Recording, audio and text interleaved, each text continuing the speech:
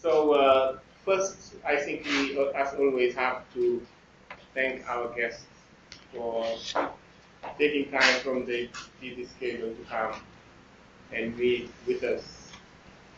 It is always great to look beyond what we read, beyond the intellectual discussion and discourse of anything, and just meet people and talk more with them about what they do. At the end, we are all members of civil society, and through our religious, social, cultural institutions, we can make this society a better society, and the human society also more effective, more dependable, and more beneficial for everyone. So that is the context in which we develop the class, organize the material, and also invited some of our leading figures within the local Muslim communities to just give us first and give them second the opportunity to talk about many things that we won't understand. So I will let Liz, who is moderating the discussion, just either ask our guests one by one to introduce briefly themselves, and then we just go from there.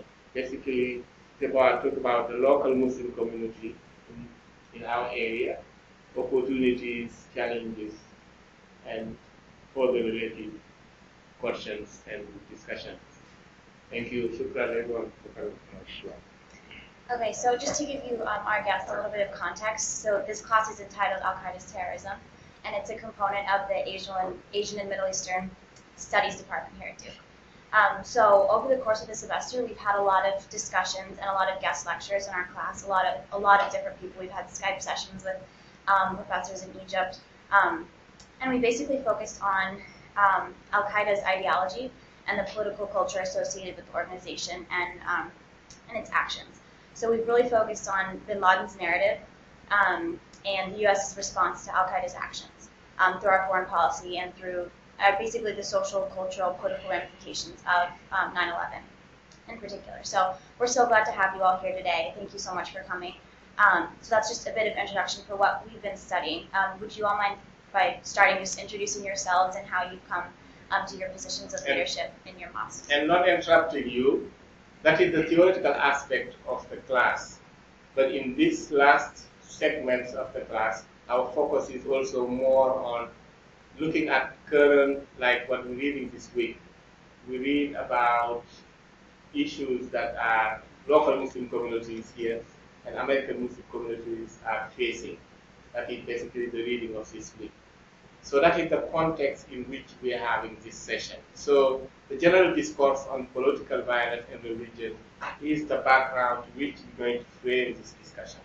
So the discussion, of course, will not be about Al-Qaeda and bin Laden, but this panel is more about Muslim communities in the United States, the history, opportunities, challenges, and the discourse as localized in Durham, North Carolina. Great. I have a question. Can you hear me? Yes. When you're posting this to the YouTube, I want to know what will be the title of this discussion. It's titled Local Imams, Challenges and Opportunities of the Times. Okay, great. So that is I don't want the title to be like Al-Qaeda or no. Thank you. It's great to know about that, yes. Thank you. Go ahead, please. So would you all like to just start? Maybe we can start with you. Just a brief explanation of your background. Just to introduce myself? Yes. I've been here several times. So my name is Sirajuddin Azman. I'm originally from Sudan. And I've been here for almost, 30 years. And I was teaching at North Carolina Central School of Business, Economics. And I'm with Ibad al-Rahman Mosque in the area. And I'm always a participant of any religion activities around the area. It's good? Yes. Thanks. Bismillah. Assalamu alaikum. My name is Hanif Abdul Rahim Muhammad. I am chairman of the board of our historic Arazak Islamic Center, located on Chapel Hill Street. I've been in Durham since 1968, and I've traveled throughout the world, so basically I've seen a lot of things, seen Islam in different places, and I'm happy to be here today. Our Arazak Islamic Center is the oldest masjid in the state of North Carolina, and I am one of the founders of it. Thank you. Masjid, mosque. My name is Maulid Ali. I'm the Imam of Masjid Ibad Rahman in Durham. Well, I just moved to this area at the beginning of this year in January 15th. I was in Minnesota before, so I accepted the Imam position at Durham Masjid. So I'm currently working there as an Imam. The Imam is as a leader of the community who takes the affairs of the Muslim community. Thank you. So I guess just to start our discussion, could you explain a little bit about the Muslim community here in the Raleigh-Durham area? What sets it apart from other Muslim communities in the U.S.? Maybe briefly just explain, are a lot of the Muslims in Raleigh-Durham originally from Raleigh-Durham? Are there immigrants from other countries? Just basically characterize the Muslim community here that you work with. This is for any of you. You wanna do it the oldest? Okay, in the Raleigh-Durham area, we have a diverse community from all around the world. Alhamdulillah, I think we have over 10,000 Muslims in the area. You know, and so our Arazak Islamic Center, it's a diverse community. Alhamdulillah, majority is African Americans, here. And so community is growing. And what makes us different? But number one, North Carolina is the best state in the country. And the Raleigh-Durham area is the best place to live. So what makes us so different? We get along. Opportunity. We're growing with the community. And this is an excellent place to live. So we're just a happy group of people. And we have many interfaith programs, in North Carolina, especially in the Raleigh-Durham area also. And so Islam took its roots in this area, along with the civil rights movement here in the U.S. And so as doors begin to open for all people, also religion came with it, Islam. There were many Muslims in the United States. There were many Muslims here in this area. But the openness that we are experiencing now is something new. So we're here now, be able to practice this religion, no interruptions. 911, there was no interruptions. Matter of fact, we had many telephone calls from the Jewish community, the Christian community, called Arazak and said we would stand by you toe to toe, because we know you had nothing to do with this terrible situation that just happened in America.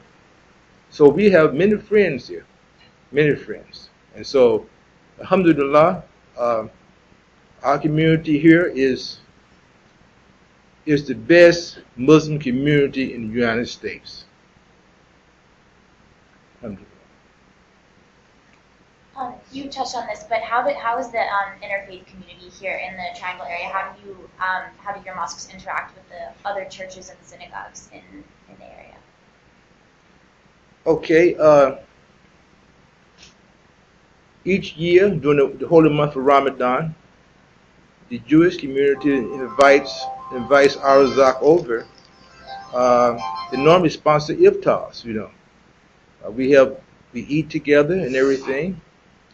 And also, each year, the Jewish community the beginning of their school year.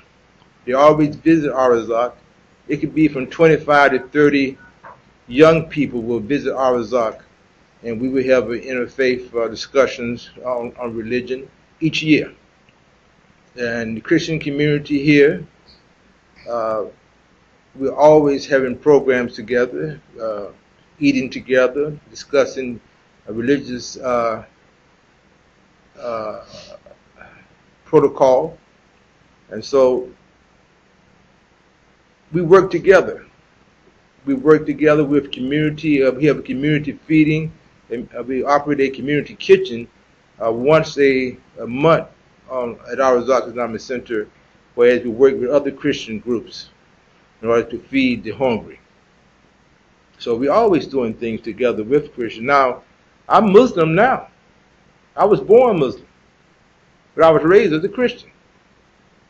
And then God blessed me to revert back to Islam. So you're looking at one who was once a Christian. See, but by choice, you know.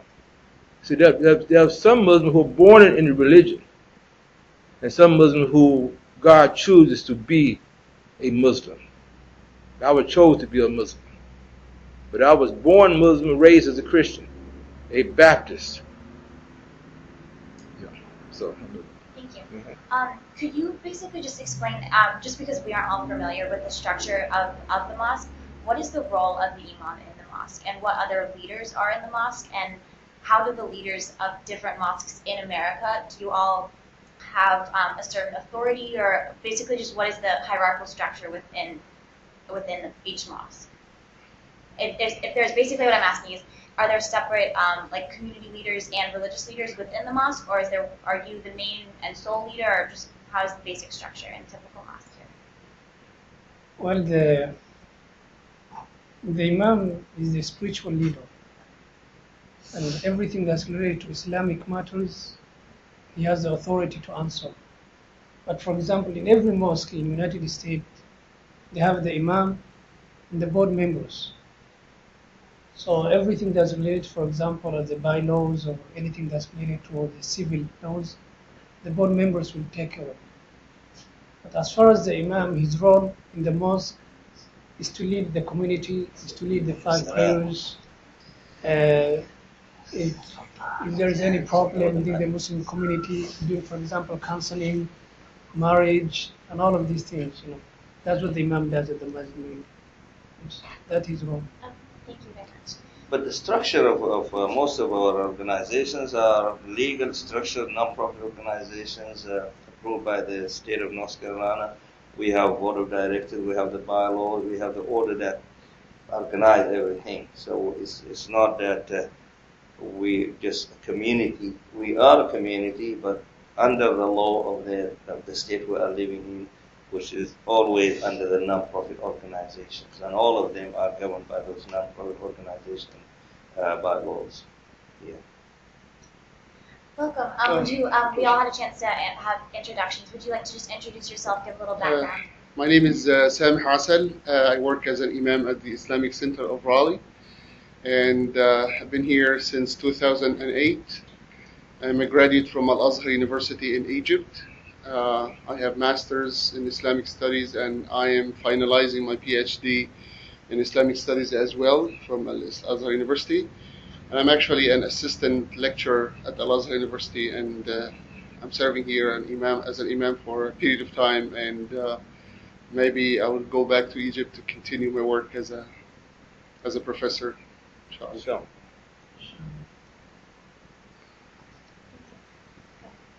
Maybe to listen out as a little about the we've done for our class. So this week we read among some other readings, 2 reports from various think tanks.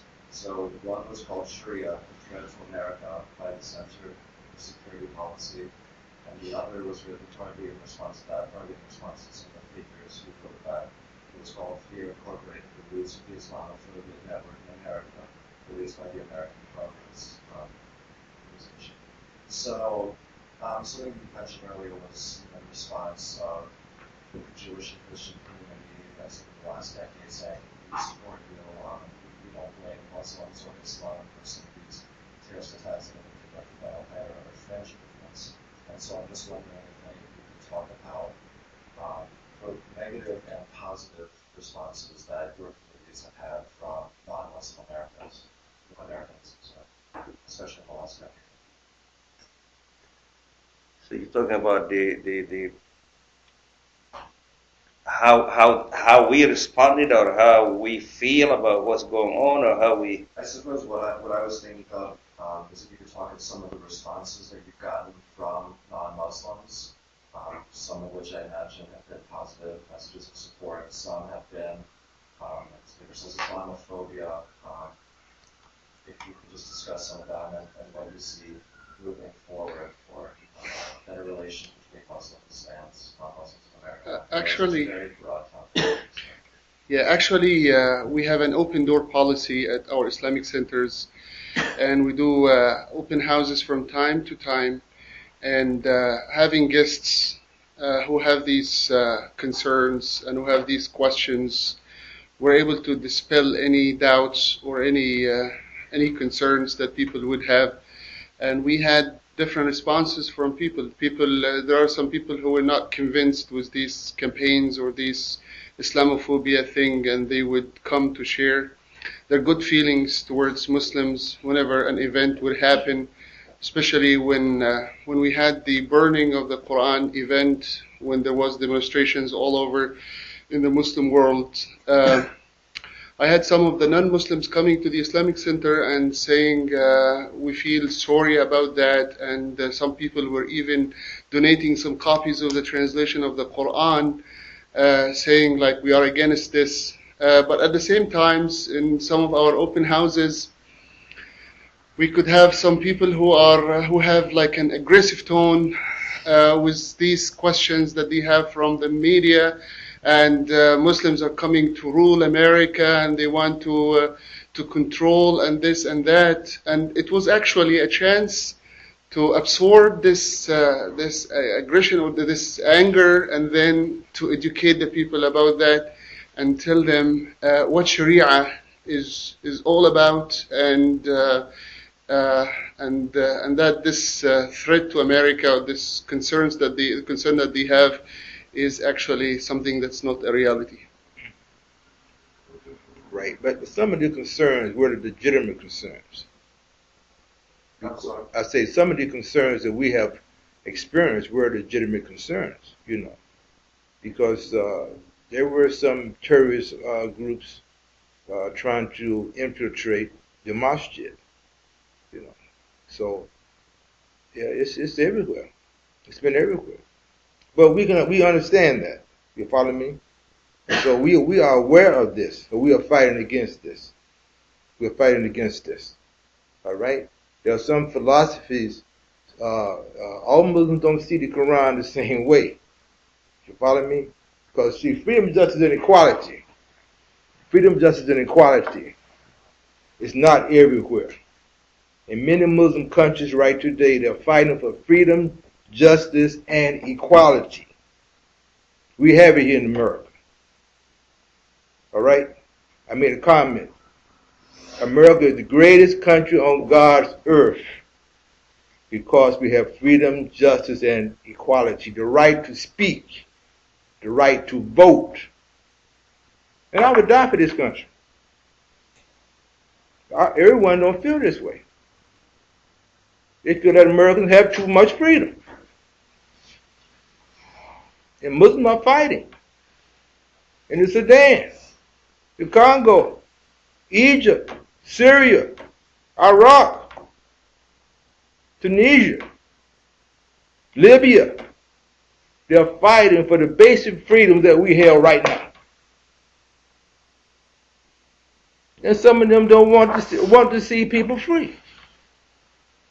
See, but in this country, every religion is represented. Every ethnic group is in America. See, and we get along together. Christians, Jews, Muslims, Sabians, we all are here. We get along just fine. That's one of the best things happening. America. See, but it's in many countries, it's not like that. It is not like that. See, this is the country, America. America. Its constitution is rooted in the Holy Quran. This great country. We respect all religions. See, but many Muslims now, some Muslims, do not want this type freedom, where the human being can grow naturally.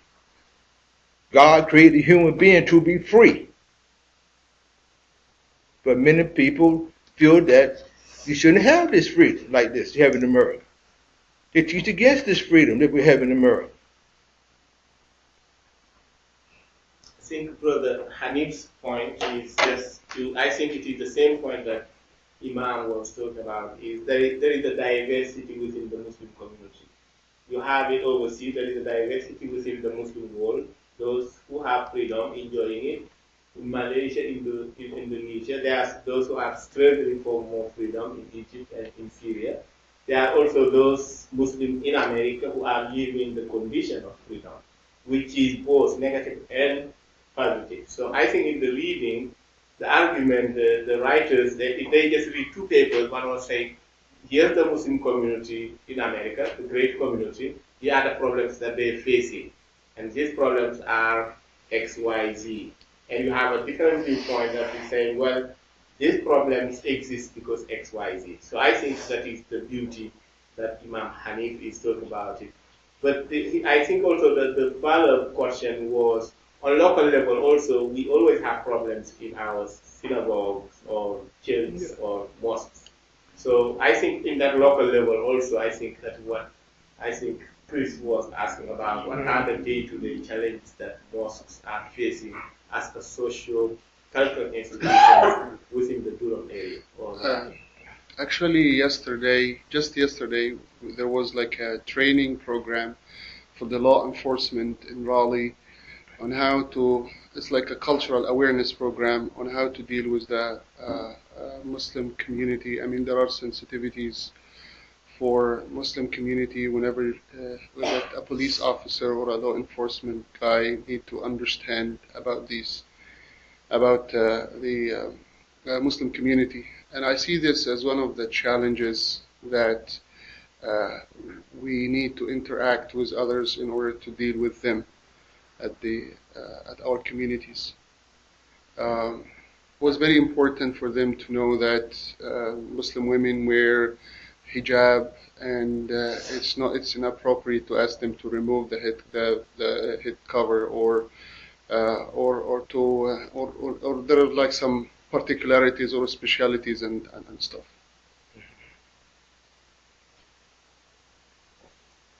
Imam Siraj, you've been here for 30 years, and I remember you talked about your son Muhammad when he went to college. And by having this name, it was problematic. Right. So I wonder, That was inshallah.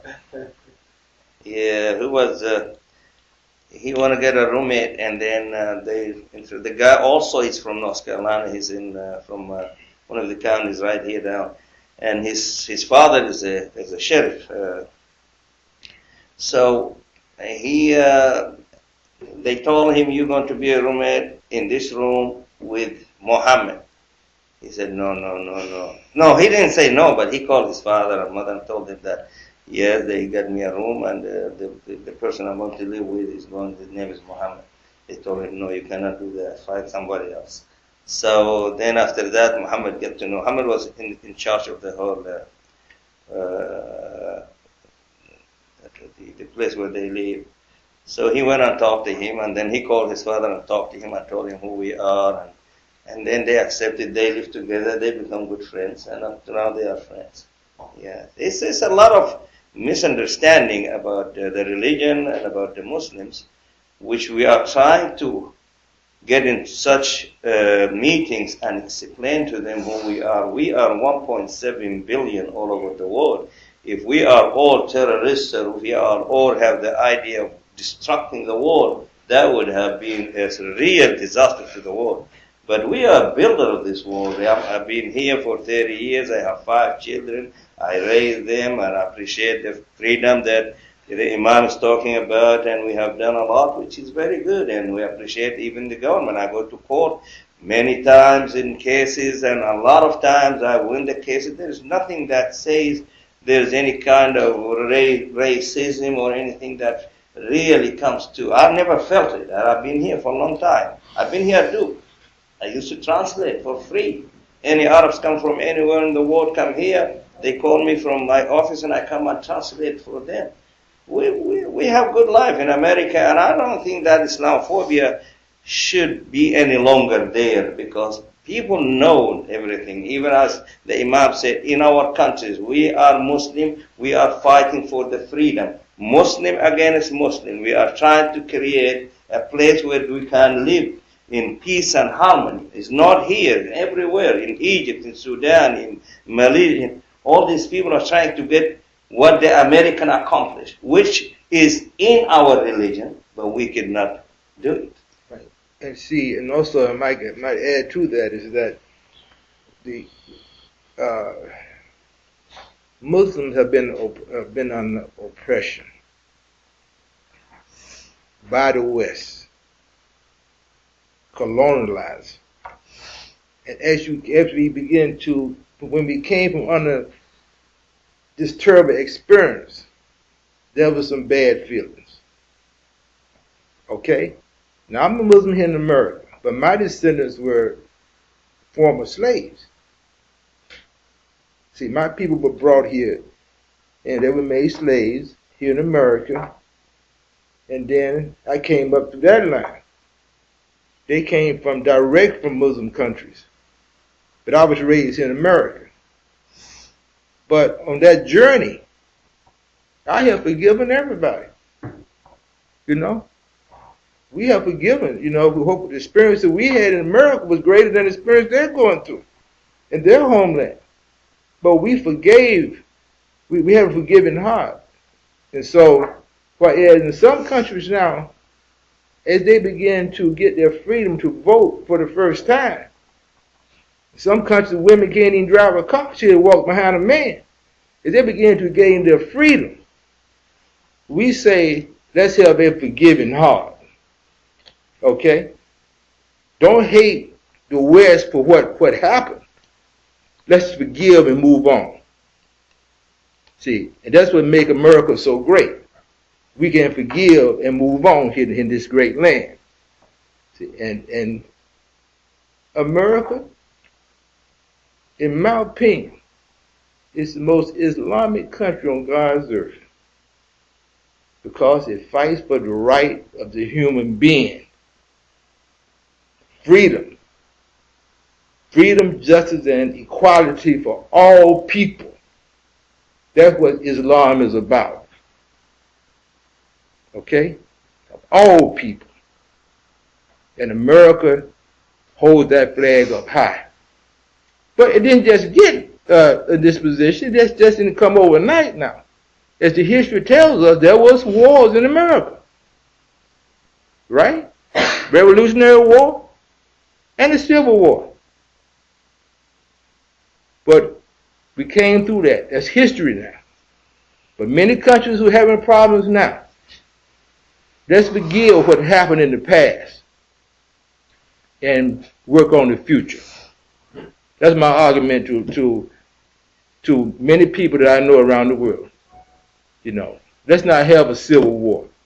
You don't have to have a civil war. You know, we had that. Let's work on the future now. Let's forgive the West and move forward. Right. So just kind of speaking towards your point about needing to move forward, what do you think, or do you have any ideas for possible solutions for dispelling Islamophobia in the United States? Like, it seems to me that a lot of the roots of Islamophobia is just based on ignorance, and how do you think that we can combat this sentiment and, like you said, move forward? Coming back to the open houses and training to people from different aspects of life, and also visiting churches and universities and talking to people so people would know who we are. And I had the chance recently to be on a live show by Bill Lumey, WPTF, like several times, and the audience was conservative, and I believe it was like the first time for many people to hear that voice and to know what's in the minds of others. And I remember one time I was talking about September 11 and how we Muslims feel about this this horrible attack on the United States. And after I spoke for like 15 minutes, and somebody called and he said, how should we believe the Imam? Why should we believe the Imam? And there is this and there is that. And I had to call again to answer these questions. And somebody who is like after or spreading fear, he was like digging into history and getting an incident and trying to apply this on nowadays America and look at this, and he had his own like perceptions and assumptions on things and how things are to be done. It's very important that we Muslims open up and speak to the media. I remember when I was first contacted by Bill Lumey, and I was taking a public speaking class, and he came to critique the performance of the students. He was invited by the teacher, and he said, would you like to come to my show? And then once it started in my community, the board said, no, we don't want the Imam to be like talking in the media. We have a media speaker and stuff. It was from some of the indigenous Muslims in the community. They said, no, this does not happen in any church or any synagogue. The Imam should speak up and should be there for these things. And from time to time, I used to receive calls to comment on things. One of the Ground Zero Mosque, and how we Muslims look at this issue, and the burning of the Quran, Draw Muhammad Day, and the anger that was in reaction to that. I believe these incidents are good opportunities for us to tell others who we are and to dispel this Islamophobia. Is it a challenge for all of you to sort of represent so much more than just like yourselves and your synagogue? And just like your mosque. Yeah, sorry, I was thinking my follow-up. Yeah, my follow-up comment, because I feel like in churches and synagogues don't necessarily represent. I guess synagogues represent Israel, but kind of becoming almost the connection between your community and the Muslim world as a whole. Is that challenging, or do you feel pressure to sort of represent not only your opinion, but the opinion of... Basically, we don't justify anything that's wrong. And when we speak, we represent Islam and what Islam is about and what we believe is right. And if there is like something wrong happens overseas, like attacking the American embassy in Libya, or what happened in Cairo or here and there, we condemn this. We educate the community. We speak to Muslims and non-Muslims. I was invited to Greenville, North Carolina, to speak to the non-Muslim audience about what's happening. What's the Islamic perspective on these things? What does the Quran say about any type of abuse that's coming from a non-Muslim person? How should we react to that? And what the Prophet, peace be upon him, did in reaction to that. We always were on top of these things, handling them and not justifying anything wrong, and explaining what Islam is about, regardless of whether others believe in the same thing or not. So earlier you had spoken about basically spreading freedom, equality, and justice throughout the world as a message of how Islam should be placed.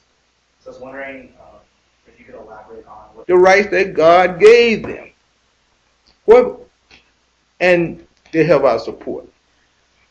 And so the ruling parties don't want to see a woman, and so she has the freedom. She has this freedom that she's in America. You see the woman, she's in a great place now. Thank God, you know, and she has the same rights as a man. But you also see culture. You don't see religion. It's cultural. Castrating a woman is cultural. Okay? Not allowing a woman to have the freedom to go to the park. It's culture. That's not religion. You know, a woman has a right to take it off. You can't make, when she prays, she should have it on. And when she go outside, she should have it on. Because it's the beauty of her body should be covered. And it attracts a man. But she says she's not going to wear it. You can't beat her. Can't beat her. She wasn't created like that. She has to see the need to do it. Any human being has to see the need to submit to God. He created the human being free. He gave him freedom. Father Adam gave him freedom to choose. And God loves a repentant heart. But if you make a person do something, it's unnatural. It is unnatural. If God wanted all us to be Muslim, he would have made us like that. But he didn't make a human being like that. The human being was made to be free to choose for himself. And in America, you have that freedom. That's the freedom I'm speaking of. You have that freedom here in America. I see freedom as something that's very relative and proportional, and from the eye of an outsider, when I first came to the United States, and I've seen the workload that both the husband and wife are doing outside the house. I don't see any much time left for the family life, and when I compared the society I was coming from, my mom was working, and she was educated, and when she decided to stay home and took care of the family, that was very much appreciated, because from an Islamic perspective, she's not required to maintain the family or to support the family. My dad was. And it was really sad when I would go to the Walmart or Kroger and I see an elderly lady who is 60-something or 70, and she has to work because nobody else is there to support her. So freedom is a great value, but sometimes things are not put on the right place. I mean, there has to be some other values. The family values. I see the divorce rate here is very high because everyone wants to do. Everything they want, and the family is maybe it's not the first priority that they think about. This was an observation from an outsider when I first came to the United States. When people have to work day and night, both the husband and wife, because it's really difficult in order to be able to support their families. What is the time left for instilling values in kids and spending time with them and instilling this kindness and emotions and good emotions in them?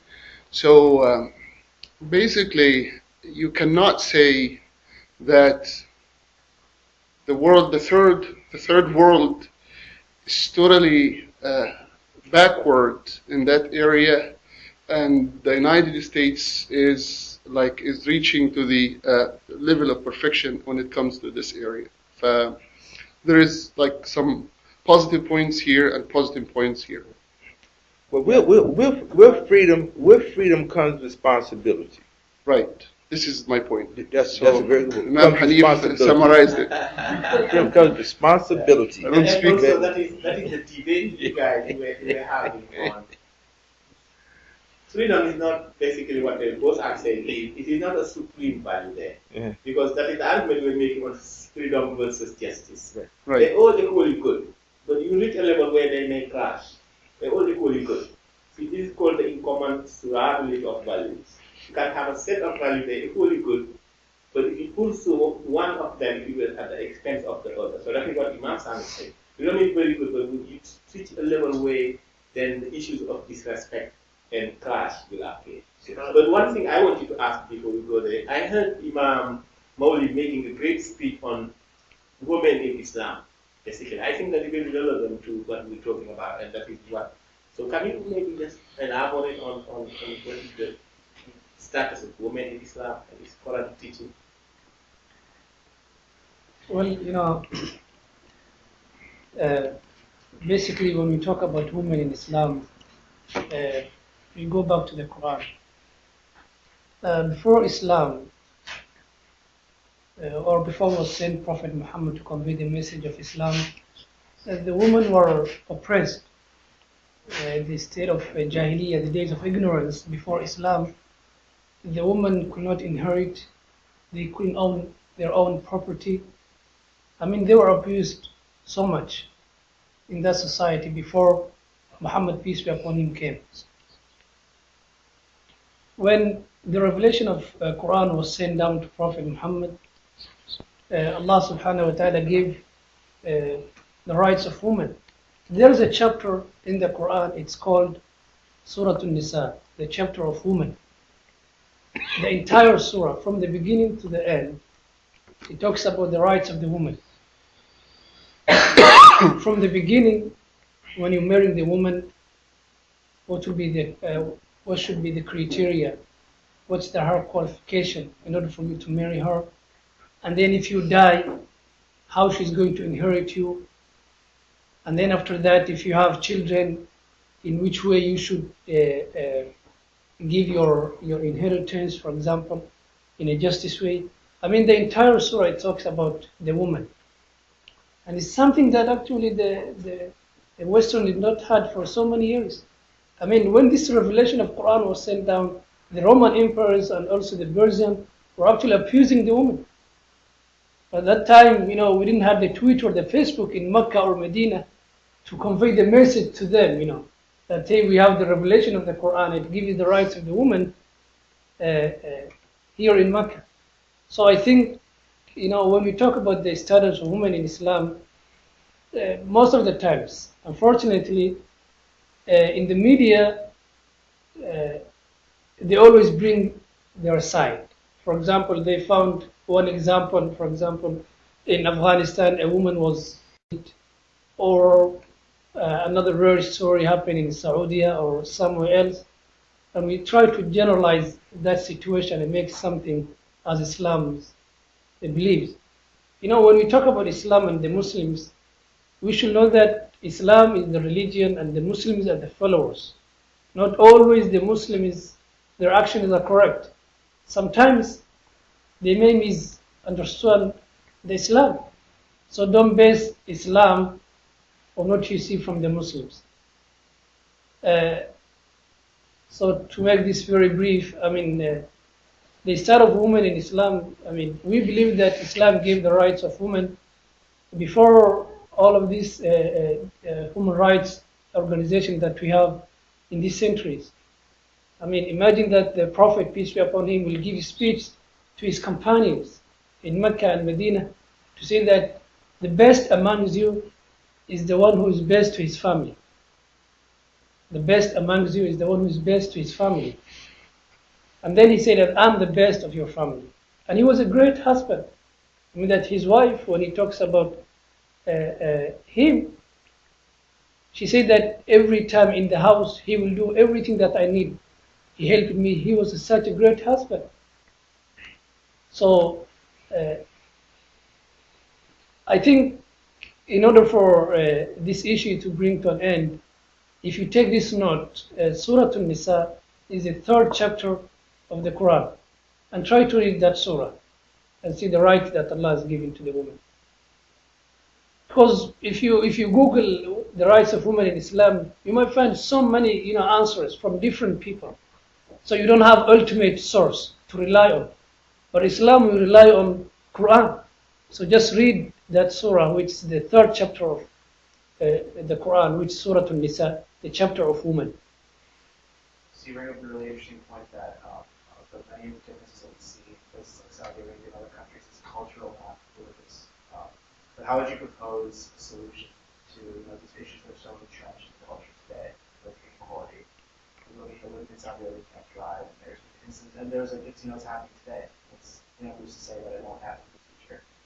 Or I mean, there's been I'll give you an example. There was this law that just passed in Saudi Arabia where husbands get texts if their wives leave the country, and things like that. I'm just curious as to how those kind of things will be resolved in the future if the difference of cultural, and they have a root in religion for sure, but now they're mostly cultural. So how would you propose a solution to those? Basically, cultures of people are different, and the cultural backgrounds of people are. There's like a vast difference, a big difference in cultures. The majority of the residents in Saudi Arabia are Bedouins. They're living in the desert, and they have their own rules and their own standards that they inherit generation from generation. And so whenever you want to find solutions for these things, they need to come from within. The people need to, because what works for one society may not work for the other society. And I see one of the problems is judging another culture from your own perspective. When your tools are completely different from their tools, or so basically, these people, they need to come. The change needs to come from within, from the people, and this change might take some time because of the nature of the society that they are in. And also, I might add to that. I agree with these points. Education. Most Muslims, though they can recite the Quran, they don't understand. You find it in religion. And so as they begin to, I'm going to take that point back. Many Muslims cannot read or write, but they might recite an ayah from the Quran, but not know its true meaning. And so as they become educated, change will come. Change will come. So what we have to do is be patient with them, inshallah, and let them evolve. America is evolving also, this community. But change will come in many Muslim countries. Mm-hmm. Well, in addition to that, when you're seeking solution from Islamic perspective, you should rely on the Quran. The Quran was preserved from the time of its revelation, from time of Muhammad, peace be upon him, until now. The Quran has been protected. There is no addition, there is no subtraction in it. So in each, concept that you try to find a solution for it, go back to the Quran. But if you rely on, for example, the people, everyone will give an answer. And everyone will give an answer according to his cultural background and according to his political views also. And this question about the driving woman in Saudi, most of it's about political. When you read actually, and this was brought actually recently. I mean, the Saudi women were not driving for so many years, but what brought this issue now when we have the Arab Springs in other countries? So it's mostly about the politics also is playing a major role in this. Well, something we've been talking about in this class is that one of the big problems is that people try to divide civilizations based on groups of people's religions, which causes a lot of tension because, like you said, a lot of the way people, like the way a Muslim might act might not be in line with what the Quran says, and people won't see his actions and say that he's a Muslim, so that defines the religion. So that one of the solutions to this would be to try to understand and characterize individuals based on like what you're saying, their culture, which is founded more on their political beliefs or their beliefs on justice and freedom, opposed to exactly like what religion they're following. So that's just like something we've been talking about in this class, and you know, like maybe if we shift our focus to cultural divisions rather than trying to understand people based on just their religion. Well, one thing I want you to see is this: that Prophet Muhammad, may the praise and peace be upon him, was sent to the world. As an example, the Quran is for everybody. We call ourselves Muslims, but it's for anyone who wants guidance from the Creator. It's for the Quran is for anyone to use. Prophet Muhammad is an example that's sent to the world. See, right. He was just sent to the Arab people. You know, what I'm saying is, as you begin to study religion, look to the Quran, as Imam said.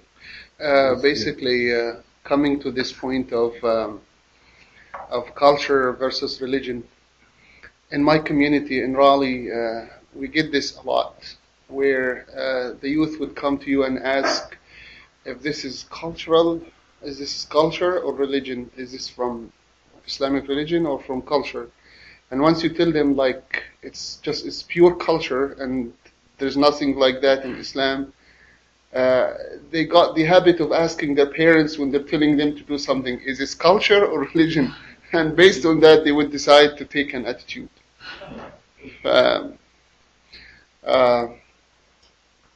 Basically, this is something that shows, I believe, flexibility in our religion, where you have too many cultures, and the instructions and the teachings are the same.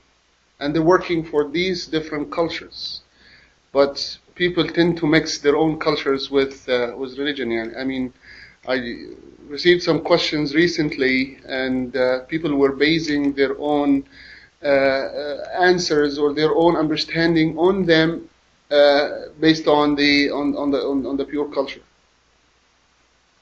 And I had to say, no, this is not from the deen.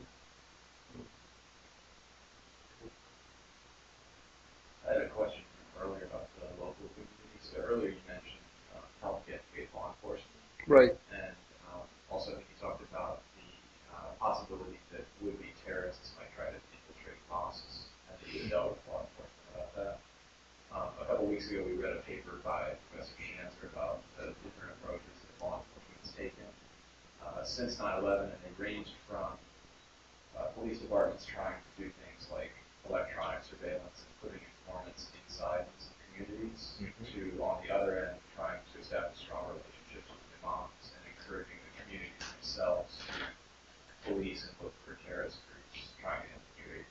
I was wondering what you think, if you've had a lot of interaction with law enforcement, which may or may not be the case, what you think the local strategy has been in that area. I would say education and providing a bit. Me and Professor Chanzer were on one of the videos by Voice of America, and it was about the exact same topic, where we provide activities for the community in order not to give any opportunity for anyone to try to instill something here or there. So providing youth activities, sports, camps, and these things, and making sure that you being the right source for the youth and for the communities, that would solve a lot of problems. And one of the main problems causing this is some of the youth could be taking their knowledge from the internet, and from the internet you have good and bad things as well. I believe imams have to do a lot of work. Community leaders have to do a lot of work. we are not against open. We're open. Whatever we say in secret, it's what we say in public. But what is not acceptable in Muslim communities is entrapment or pushing someone to say something and taking this and understanding it, taking it out of context, and try to create something out of nothing. This was a common feeling in the Muslim community. One more thing. Since 9/11, we in this area, there was a committee that we created with the FBI and most of the leaders of these communities in Durham, Raleigh, Chapel Hill, Morrisville, and these committees were working. I think the last meeting was last year or this year for between the FBI leaders in Raleigh and the Muslim communities. We do have activities from time to time, and we did have a conference for Homeland Security, how to incorporate minorities in the United States in defending the security of the land or defending the Homeland Security. And but that committee was there, and we started right after 9/11. Abu Yusuf was a member, Sheikh Abdul Nasser was a member. I was here 5 years ago. All right, yeah. We did a lot of work with the FBI, and the last thing that I can remember, there is a guy here in Durham. Is a man who was he came to the mosque and said he's a Muslim. Then for some reason they kick him out, or probably having the police got him. When he went to the police station, they told him, "Who you know?" He said, "I know Mr. Osman at the mosque, and I'm with Bin Laden. I don't scare nobody." Then they got him, the police department, right away. They called the FBI. The FBI came and talked to him. Then they called me. They said, "We want to meet with you." They met with me here at my shop. And we sat down and talked, and I told them this man. I asked them why you came. They said because the police department called us for this incident that this man said this. And I told them, "Do you know the background of this man?" They said no. I told them this man is sick. He's been in Batna, and back again he's going to be in Batna. And after that they went and investigated the situation, and they didn't do anything against the man, and they left him. So that's kind of a cooperation between us as members of the community and the people. If they want to know about somebody and they want to ask us, we will tell them exactly who they could be. So there is a lot of work going on. It is something that's coming from the instructions of our faith.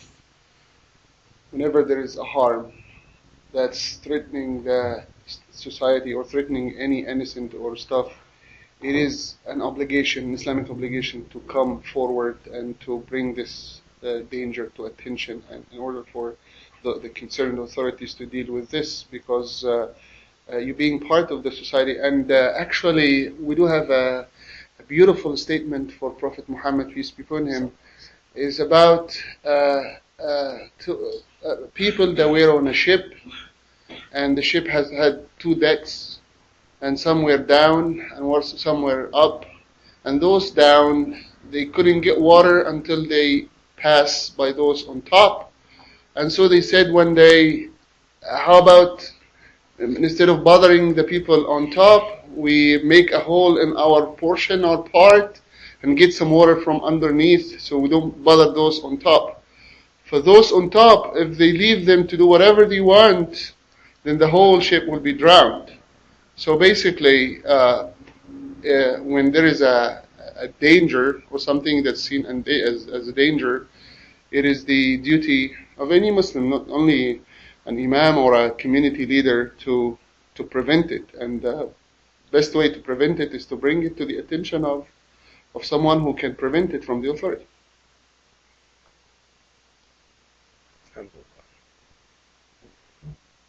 And one something that I wanted to say earlier, going back to the issue of women, because I don't also want us to be romanticizing women in the Western and US context. There are many issues faced by women in this country, we all know it. Right. And we have women leaders in many Muslim societies. Basically, you have one in Bangladesh, and that is one, and even Pakistan, women at the top of the political pyramid. So I don't want us to also romanticize that aspect. Foreign Minister of Somalia, isn't it? And Foreign Minister of Somalia. Somalia is a woman. So I think it is extremely important because in most of what we believe when addressing Islamophobia, women is at the center of the debate. So we need to also attempt to know differentiate between fact and fiction. That's one. The second is this human experience is an ongoing struggle toward perfection, whether we talk about democracy or freedom. It will never be at the maximum. It is an ongoing struggle, and we know it in this country.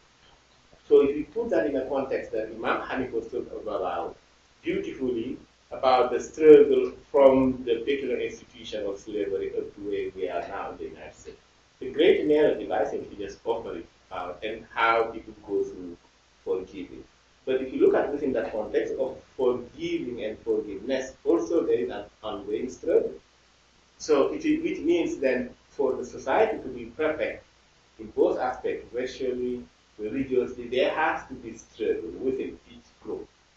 Struggle also within the Muslim community. I don't think also we want the Muslim community to be just passive, but they have to be active participants. So that's how this country was built, and we know it from Alex de Tocqueville's papers on democracy in America, how what religion played to make this country what it is. So I think in that aspect also we expect the Muslim community to be engaging, active, and participant in the society. So I wonder in that context, Imam Siraj, well, 30 years in the United States, is something we all admire. I think if you just can, in your experience, having one mosque in this area, having 2, 3 growth in the Muslim community, growth in the region to at least 10,000 in just a small area of Turam. I wonder if you can just talk briefly on that long journey that you have witnessed.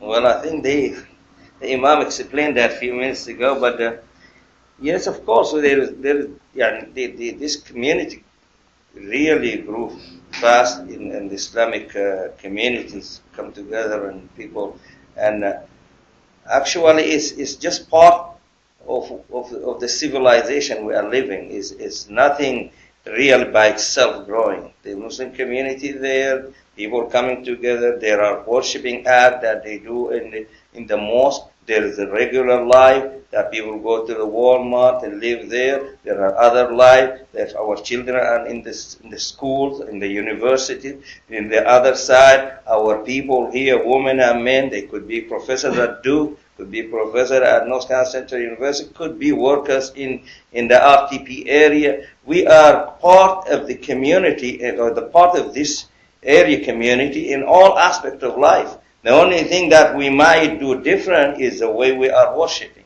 And now that I'm just listening to the freedom, I don't think there is absolute freedom anywhere in the world. There are responsibilities. A man is responsible of things that a woman cannot do. And a woman is responsible of things that a man cannot do. A man cannot produce a child. A woman cannot do this. That is why the religion is organizing these things and put them in an order. But it's not that a woman is being oppressed by Islam or a man has better rights in Islam. I don't see that. I see it as responsibilities. In each and every cross it. I don't see that. I don't see that. There is a constitution. There are rules. There are orders in all and every religion, every community, every life, every country. But for us, yes, we are in the community and we are growing just like other people growing. My children, I have 5 children. I have the medical doctors. I have the engineers. I have the regional managers. One of them in Texas. The other one is I have them. I have my daughter at UNC Chapel Hill. She got married from a man who is in Springfield or Illinois. He's a medical doctor there. He used to be here at Duke. So we are with the life. And we are trying to be with the life, and we are trying to get rid of what is called Islamophobia. We got to get rid of it, and we want people to understand the situation in Saudi Arabia is very different. And I see he is asking about that situation and the woman's situation. Those people, there are a lot of things that we can say. They are very rich people. If the house have a driver for the wife, a driver for the child to school. They have they have money, they have a lot of wealth that they don't even need somebody to work for them. If the woman is not working, it doesn't mean because she is a Muslim she has hijab. No, my wife used to work as a teacher and she have hijab. And in Saudi Arabia, they don't need her to work. That's why they don't even need her to drive because they're scared that she can get in an accident with her children. They got professional drivers. Most of their drivers are from our countries. So I don't see any conflict between that kind of rights of a woman and rights of a man, and Allah knows best. I think the main issue is trying to use Western standards, American standards, and apply them or use them to judge other cultures from your own perspective. Most of the time, there will be something missing here and there. Mm-hmm. And I'd like to add also that the Muslim woman is the most liberated woman on God's earth. She is truly liberated. When you read the Quran, when you study the Quran, you will see this. She is truly liberated. On the duties of a man and a woman are explained in our faith. A woman on the intellectual level, she's equal to a man intellectually. Man don't carry the baby, the woman carry the baby. We know the duties are different. But intellectually, she's equal to a man. As I look around here, it's obvious, you know. But the duties, the woman cannot be the imam. He is the prayer leader. God gave him this. He is the leader. He's the prayer leader. That's what an imam is. He's the administrator. She can be a prayer leader among the women. Among the women, but not congregation. Right. That's what I'm saying. Not congregation. Women lead women. But she cannot hold a position like imam and for a masjid. Okay? Could I ask you about that? Because I'm sorry that I forget where exactly it was. I want to say again, we understand there's a controversy about a woman being appointed or wanting to serve as France. It was in France, okay, I'm sorry. And there was a lot of outcry for that. I don't understand the basis for why a man can be imam in Islam. Can you talk about that? Okay. Basically, the incident you're talking about, in my understanding, is in a mosque like Islamic Center of Raleigh. We have two imams, Imam Benoni and myself. And that mosque, I believe in France, what they did is that they hired an imama for women, or someone to take care of the women issues and to give fatwas or religious verdicts on women on women matters and stuff. This is my understanding. And if you're speaking, and why is that? Matters of worship are based only on Quran and prophetic tradition. Okay, it's not open for new innovations or new creativity or new ideas and stuff. Allah says in the Quran, وَمَا كَانَ لِمُؤْمِنٍ وَلَا مُؤْمِنَةٍ إِذَا قَضَى اللَّهُ وَرَسُولُهُ أَمْرًا أَنْ يَكُونَ لَهُمُ الْخِيَرَةُ مِنْ أَمْرِهِمْ وَمَنْ يَعْصِ اللَّهَ وَرَسُولَهُ فَقَدْ ضَلَّ ضَلَالًا مُبِينًا. It's not for a believing man or a believing woman when Allah and His Messenger have decided on something that they have a choice about their matter. And whoever disobeys Allah and His Messenger has gone astray. So basically, only matters of worship. Matters of worship, we call them Islamically tawqifi. Tawqifi means that they are only based on the Quran and Sunnah, because these are matters of worship. Allah says in the Quran, أَمْ لَهُمْ شُرَكَاءُ شَرَعُوا لَهُم مِّنَ الدِّينِ مَا لَمْ يَأْذَنْ بِهِ اللَّهُ. Or do they have partners who enact of the deen matters that God has not given permission about? So again, if you want to understand the Muslim practices, you need to know where they are coming from. if there is like an odd thing here and there, it is the interpretation of those people to the divine message. But for the divine message, always the tradition of the Prophet, peace be upon him, interprets and explains how to apply the divine message. And this was the wisdom of God, or God's wisdom to send prophets and messengers, is for them to be role models, for instructions to be followed, for their guidance to be adopted. And if you think of a divine revelation that people found somewhere, and they said, well, this is a nice book, this is a divine revelation, let's act upon this book. Someone will say, my understanding is this. Another person will say, well, my understanding is this. A third person will say, my way or the highway, it's only this way.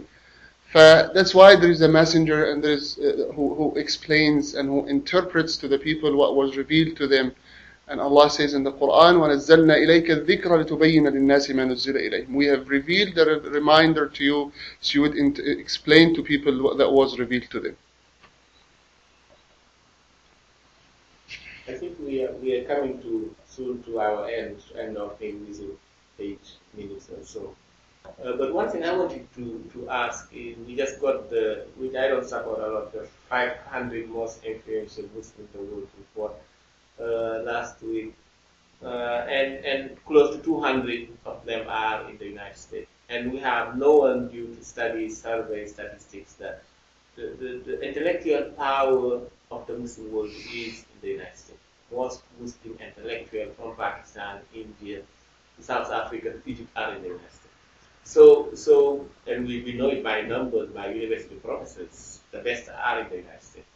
So, in that intellectually and conceptually, then with that reality, we still have perceived problematic relationship between the U.S. and the Muslim world. So I'm just asking here, based on your experience, how can we use that weight, that intellectual reality of Muslim in the United States to solve this existing problem? So conceptually, there is way to solve it, I think. Based on your experience, how can we use that Muslim intellectual in the United States to have a PR role to solve some existing problems that we have failed to so far to address it politically and officially? In my opinion, there are some fields or specialties that Muslims are not covering in this country, and that's why we're not able to incorporate that big number of Muslims in solving this problem.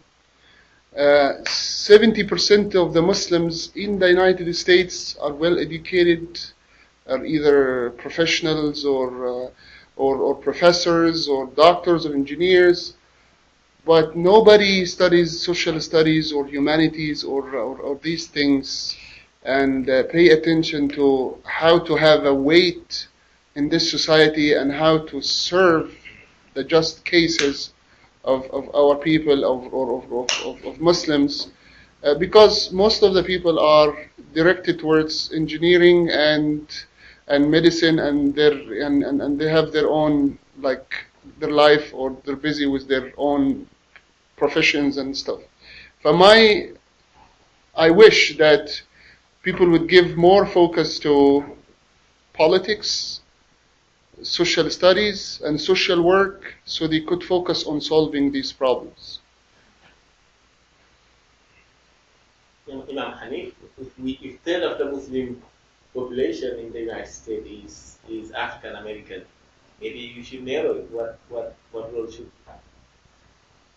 they play in bridging the relationship? Well, through interfaith programs, we have success there, and I don't see a great problem in the U.S., especially amongst the African American community. We don't have issues, that we have in the broader community. I guess because the African American community, we're just close because of our past experiences. You're Muslim, you're Jew, you're Christian, you're still my brother, you know. So we accept one another. So we don't have the issues now. We do have problems that come down to domestic terrorism. You know, that's more of a problem than Bin Laden. You follow me? What's happening to the inner community here? You know, I don't have to go there to find terrorists. Terrorists everywhere. Domestic terrorists. That's an issue. You know, so we're working on problems of trying to just help people to be better human beings in the church, family members, whenever we get a chance. Christmas coming up. We're going to be amongst our Christian family members. You know, we're not going there attacking them. We're going in there to do dawah, to be with them, you know, to show them that we are just human beings, just trying to obey God. That's all. You know, so we take advantage of any opportunity we get, even at a funeral. You know. I like that point. The Imam is, by terrorism, he doesn't mean the conception that we have, but political violence that are used, racially oriented political violence from the peculiar execution to the KKK movement. That is what he means by terrorism here. So you see that more broader definition of terrorism than the ones that the working definition that we have. But we still have a lot of shortcomings from the Muslim in the United States. Their participation in all aspects of life is required. City council, you should have those people if you get a chance to be. If you're the school board, the parents' meetings. These are the ways where you meet these community people. You go to meet them at the school. You have children. You have to be an active person there. If you are in that board, be in that board. If you can get there, if I can be at the city council, I will introduce myself. When I be in the city council, I introduce myself as a Muslim, as an American citizen, as a person who can help in all aspects of life. But we always, like for example, this is just a month ago, we are voting. Some people say do not vote. Vote is prohibited. And some of them say, yeah, you can vote. And once I'm living here, I have the right to do what the Americans can do. I'm a citizen. I have the right. Even if I can run to the presidency, I would run to the presidency. If anybody qualified, he's a Muslim, non-Muslim, Obama, George Bush. If I have the right, why not? Let me get there and let me do something and let me help the community. That's why I'm saying our participation in the different aspect of life in America is very narrow and small, and we need to increase that. Thank you very much, Imam Siraj, Imam Sameh, Imam Hanif, and Imam Maulid. We are delighted to host you. We want to take the last question. And, I think he has the last question. Yeah, we'll go ahead. I was going to ask Imam, you said most of the members at Al-Razak are black. I was going to wonder if many of them are raised Muslim or if they come to your mosque and then adopt Islam. Okay, most of the African American Muslims adopted Islam. Okay. We went through an experience here. It'd take me 2 hours to tell it, so I won't, but we were blessed by God to be Muslim. We went through an experience. First of all, God got our attention. Okay, got our attention. And then later, he introduced to us the Quran and the Sunnah of the Prophet Muhammad. That was a miracle. That was a miracle. That happened in the United States. As I said earlier, I was raised as a Christian. But something got my attention. And later, God blessed us with the Quran and the Sunnah of the Prophet Muhammad. And that was a miracle. That happened in America. That's the reason why I'm here today. That's the reason why my children are Muslim. And it's growing, see. But that was a miracle, you know. But most of the members of our Islamic State, it's millions of us in America that this happened to, you know. And so, alhamdulillah, that's the way it started. And we have grown since then. So we don't consider ourselves as being black. You know, we consider ourselves as being Muslim, okay? But our sojourn here in America was a miracle. It's a miracle that we're here today. I'm here today speaking to you. It's a miracle. But thank God. And I have grown to love everybody. To love everybody. I see all of us. See, we came from one soul. We all came from one soul. We all some kin. But see, what happened to Shaitan is the one that caused all this division, Islamic phobia and all of this. But we're all one people. We worship one God. And we only here for a short period of time on earth. Then we move on. Okay, but we're working to make America the greatest country on God's earth. And we're trying to make Durham the greatest city. And North Carolina the greatest state. Greater than Raleigh? Yeah, but see, I know the history of Raleigh. So, yeah. Yes, trying to make Raleigh's our capital city. It's a great city. Oh, mashallah. It's a great city. It's the capital of North Carolina. It's a great city. It's a planned city.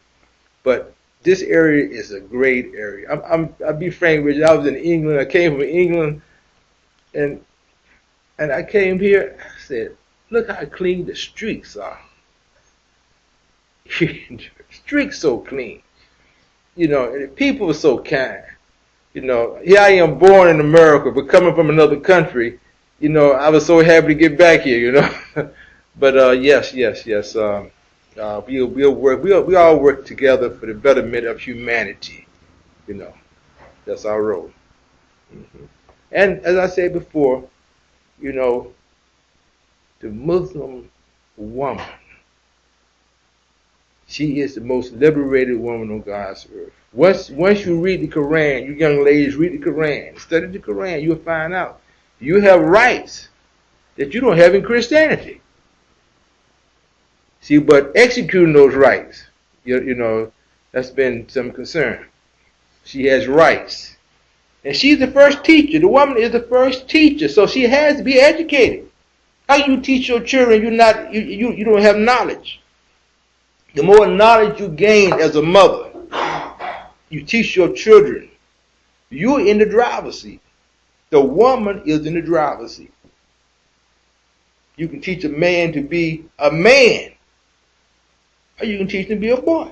You're in the driver's seat. The mother. That's right. Future mothers, you know what I'm saying? But it's in you. The mother with it, it's in you. God put it in you. In the driver's seat. You're the first teacher. We look up to you. The mother of civilization. Mothers. Well, should we have someone to sign? But I like it when you say Durham, greatest city, North Carolina, greatest state. You just forgot one thing, which is true. Greatest university. Okay. Again, let us thank you guys for coming and thank you. Okay, thank you. أفمن شرح الله صدره للإسلام فهو على نور من ربه فويل للقاسية قلوبهم من ذكر الله